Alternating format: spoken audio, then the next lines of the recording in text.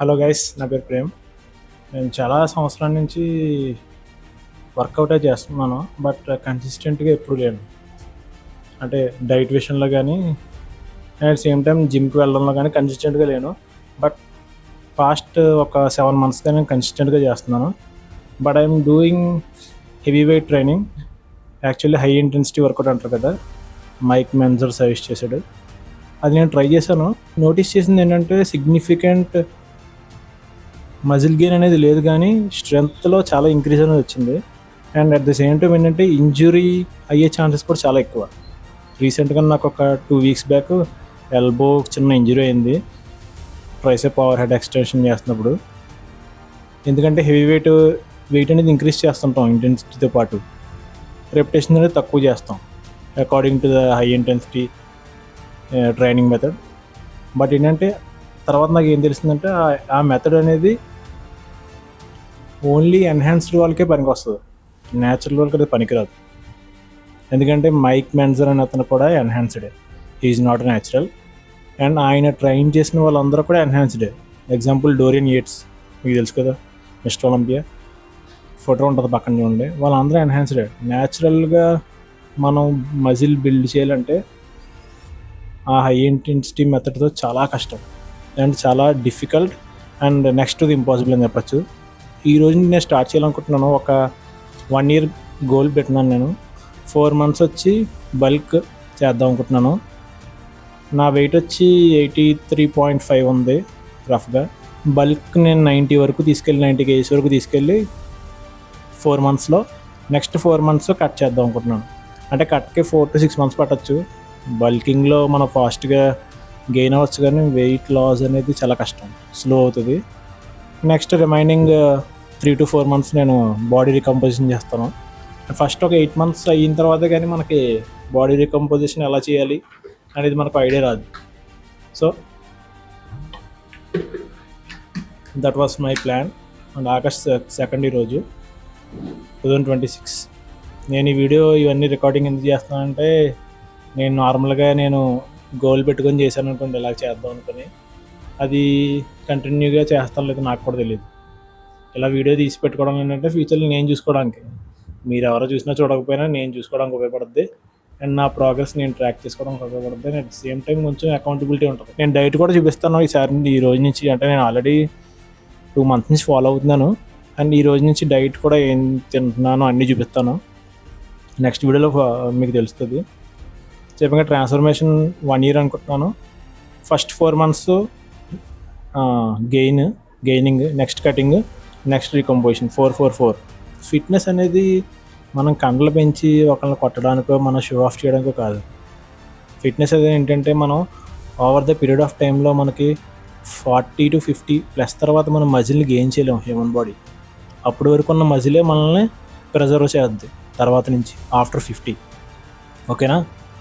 అంటే fitness main ఉద్దేశం ఏంటంటే బాగా బతకడం కాదు, చనిపోయినప్పుడు ఈ ఎండింగ్ స్టేజ్లోకి వచ్చినప్పుడు ఇంకొకరి మీద డిపెండ్ అవ్వకుండా, పెరాలసిస్ అవి రాకుండా, హెల్త్ ఇష్యూస్ రాకుండా, మన ఫ్యామిలీ మన వలన సఫర్ అవ్వకూడదు. అందువల్ల ఫిట్నెస్ అనేది మెయిన్ ప్రయారిటీగా పెట్టుకోవాలి. ముఖ్యంగా మగవాళ్ళు, ఆడవాళ్ళ కన్నా మగవాళ్ళు చాలా ఇంపార్టెంట్. ఎందుకంటే ఫ్యామిలీ వాళ్ళకి ఏమైనా అయితే చాలా కష్టం. మనం ఇప్పుడు ఈ ఫిట్నెస్లో కొంచెం ఖర్చు ఉంటుంది కామన్. మనం మంచి డైట్ తీసుకోవాలంటే కొంచెం ఖర్చు అవుతుంది. సప్లిమెంట్స్ వాడతాం. సప్లిమెంట్స్ అంటే అందరూ అనుకున్నట్టు అవి ఏమి స్టెరాయిడ్స్ కాదు. బాడీకి న్యాచురల్గా అందించాలని కొన్ని ప్రోటీన్స్, కొన్ని అంత ఎక్కువ మోతాదులో ఫుడ్ ద్వారా అందిస్తే కొంచెం డైజెషన్ కష్టం కాబట్టి, and at the same time ఆ రిక్వైర్మెంట్ ఫుల్ఫిల్ చేయలేం. సో సప్లిమెంట్ అంటే జస్ట్ యాడ్ ఆన్. దాంతోపాటు న్యాచురల్ ఫుడ్ ఎప్పుడు బయో అవైలబిలిటీ అనేది చాలా ఎక్కువ ఉంటుంది, అంటే అబ్జర్వ్ చేసుకునే కెపాసిటీ. సో సప్లిమెంట్స్ అనేవి కొంచెం దానికి తోడుగా ఉంటాయి అంతే, మాటలు చెప్పండి. అండ్ అట్ సేమ్ టైం అన్నిటికీ ఖర్చు అవుతుంది కొంచెం. మనం కంపేర్ చేసుకుంటే ఒక మనిషి మనం 25 years దగ్గర ఫిట్నెస్ స్టార్ట్ చేసాడు అనుకో journey, and up to 50 years వరకు చేశాడు అనుకుందాం. లెట్స్ సే 50 years వరకు చేసాం, 25 yearsలో సప్లిమెంట్ ఖర్చు కానీ ఫుడ్ ఖర్చు కానీ ఒకేలా ఉండదు. ఇనీషియల్గా ఉన్న స్టేజ్లో అంతా మనం ఏజ్ పెరిగే కొద్దీ తినలేం. సో సప్లిమెంట్ ఖర్చు, ఫుడ్ ఖర్చు అనేది అలా తగ్గుతూనే ఉంటుంది. ఈ టోటల్ ఎక్స్పెండిచర్ని మనం పెట్టుకున్నాం అనుకోండి పక్కన పెడితే, ఇలా తినకుండా రోడ్డు మీద అడ్డమైన చేత తినేసి బీపీ, షుగరు, అల్సర్లు అన్నీ తెచ్చుకొని హాస్పిటల్ చుట్టూ తిరిగే ఖర్చు ఎక్కువ ఉంటుంది. సో మనం ఫిట్నెస్ ఇనీషియల్గా పెడుతుంది అంతా ఖర్చు అనుకోకూడదు, ఇన్వెస్ట్మెంట్ అనుకోవాలి. మన బాడీ మీద మనం పెట్టే ఇన్వెస్ట్మెంట్ అంతే. ఇది ఎక్కడ కనబడుతుంది అంటే మనకి తర్వాత హాస్పిటల్ చుట్టూ తిరిగి మనం బాధపడి, మన పిల్లలు బాధపడి, మన పేరెంట్స్ బాధపడి, మనల్ని పెళ్లి చేసుకున్న వాళ్ళు బాధపడి, వీళ్ళందరూ బాధపడడం కంటే ముందు మనం ఈ ఫిట్నెస్ గురించి కొంచెం అవగాహన పెంచుకొని కొంచెం మనం ఖచ్చితంగా మనకి యూట్యూబ్లో చెప్పినట్టు నీకు బాడీ బిల్డ్ చేయాలంటే నీకు 1 kgకి 2 grams ప్రోటీన్ తీసుకోవాలి అని చెప్పి అంటారు. తంబ్రూలు ఉంటుంది ఒకటి యూట్యూబ్లో. మనం అలా ఖచ్చితంగా అలా ఏం ఫాలో అవ్వలేదు, ఎందుకంటే మనం ఏమీ ప్రొఫెషనల్గా ఏమీ ఇప్పుడు స్టేజ్ ఎక్కం కదా. అలా కాకపోయినా మనకి బాడీకి కేజీకి 1 గ్రామ్ ప్రోటీన్ అనేది తీసుకోవడానికి ట్రై చేయాలి. ఫర్ ఎగ్జాంపుల్ 80 kgs ఉన్న మనిషి ఉన్నాడు అనుకోండి, 80 grams ప్రోటీన్ హిట్ చేయడానికి ట్రై చేసినా పర్లేదు. గోల్ మనకి ఏంటంటే మనకి ఎక్సెసివ్ బాడీ ఫ్యాట్ లేకుండా హెల్తీగా ఉంటే సరిపోద్ది కదా. మనకు ఖచ్చితంగా కండలు పెంచాలని రూల్ ఏం లేదు, గుర్తుపెట్టుకోండి. బాడీ ఫ్యాట్ని తగ్గిస్తూ హెల్తీగా ఉండాలి అంతే. ఇండివిజువల్ 25కి మనం మంచి ఎనర్జెటిక్గా తయారవుతాం. ఆ ఎనర్జీని అంతా ఫోకస్గా ఒక చోట ఉంచాలి, ఒక డిసిప్లిన్ పెట్టి దాన్ని తీసుకెళ్ళాలి.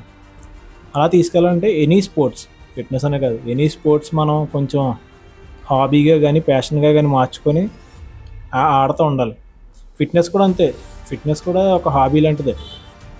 దీన్ని మనం పెట్టుకున్నాం అనుకోండి, దీన్ని కానీ ఎనీ స్పోర్ట్ మనం పెట్టుకుంటే ఆ ఎనర్జీని పాజిటివ్ సైడ్కి తీసుకెళ్ళడానికి యూజ్ అవుద్ది. లేదు అలా ఇప్పుడు చాలామంది నేను చూస్తున్నాను, రోడ్డు మీద చాలామంది చూస్తున్నాను, వీళ్ళు ఏంటంటే విపరీతమైన ఎనర్జీ, దాన్ని ఏం చేయాలో అర్థం కావట్లేదు, బయటికి ఎలా ఎక్స్ప్రెస్ చేయాలో తెలియట్లేదు. ముఖ్యంగా అబ్బాయిలకి ఆ బైకులు వేసుకొని, ఆ పొట్టి అయిపోయిన ప్యాంట్లు వేసుకొని, తల ఇలా పైకి లేపుకొని పిచ్చోళ్ళ తిరుగుతున్నారు రోడ్డు మీద. అలా తిరుగుతూనే ఉంటారు, ఏటో తెలియదు. ఏదో రోజు ఏదో ఒకటి గుద్దేస్తుంది. ఎవరికి నష్టం? వాళ్ళకే నష్టం, వాళ్ళ పేరెంట్స్ కూడా నష్టం కదా. నేను ఇప్పుడు దాకా మీరు కూడా గమనించారు ఎప్పుడైనా, ఒక కన్సిస్టెంట్గా వర్కౌట్ చేస్తూ జిమ్కి వెళ్తున్న ఒక అబ్బాయిని మీరు చూడండి, అబ్జర్వ్ చేయండి, లైఫ్ స్టైల్ అబ్జర్వ్ చేయండి. డ్రింకింగ్ ఉండదు, 99% డ్రింకింగ్ అనేది చేయరు, స్మోకింగ్ చేయరు. చూసారు ఎప్పుడైనా? జంక్ ఫుడ్ తినరు, రోడ్డు మీద ఇష్టం వచ్చినట్టు అంటే టైం వేస్ట్ చేస్తూ తిరగరు. వాళ్ళకి చాలామంది అనుకుంటారు వీడికి జిమ్ అంటే పిచ్చి అని చాలామంది అనుకుంటూ ఉంటారు. బట్ అట్ సేమ్ టైం దానివల్ల ఎవరికి నష్టం లేదు, ఎనర్జీని కరెక్ట్గా ఫోకస్ చేస్తున్నారు వాళ్ళు. అండ్ బాడీ వర్కౌట్ చేయడం వల్ల మైండ్ చాలా ఫ్రెష్గా ఉంటుంది. డోపమైన్ అనే హార్మోన్ రిలీజ్ అవుతుంది, అంటే ఏంటంటే హ్యాపీ హార్మోన్. ఈ డోపమైన్ని చేసి చేయడానికే సిగరెట్ కాల్చడం, మందు కొట్టడం ఇలాంటివన్నీ చేస్తున్నారు కుర్రోళ్ళు. ఓకేనా? ఇవన్నీ కాంప్లికేషన్ రాకుండా ఉండాలంటే బాడీ మీద ఫోకస్ పెట్టండి, మంచి డైట్ తీసుకోండి, మీరు ప్రశాంతంగా ఉంటారు, మీ చుట్టుపక్కల ప్రశాంతంగా ఉంటారు, ఒక హెల్దీ ఎన్విరాన్మెంట్ తయారవుతుంది. That's all for this video.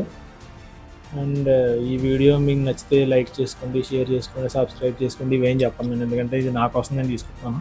And మీలో ఎవరికైనా జస్ట్ న్యాచురల్గా ఒక మనిషి ఎంత దూరం వెళ్ళగలడో ట్రై చేద్దాం అంటే, తెలుగు పీపుల్ ఎవరన్నా ట్రై చేద్దాం అనుకుంటే ఒకసారి ఫాలో అవ్వండి, జస్ట్ అంతే. ర్యాండమ్గా చూసినప్పుడు కూడా వీడియో చూసినా పర్లేదు.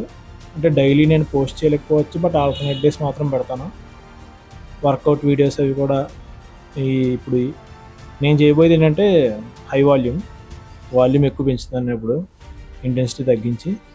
నెక్స్ట్ సెషన్లో అవన్నీ చూద్దాం. అంతే guys, that was the main theme of the video. Okay, thank you for watching.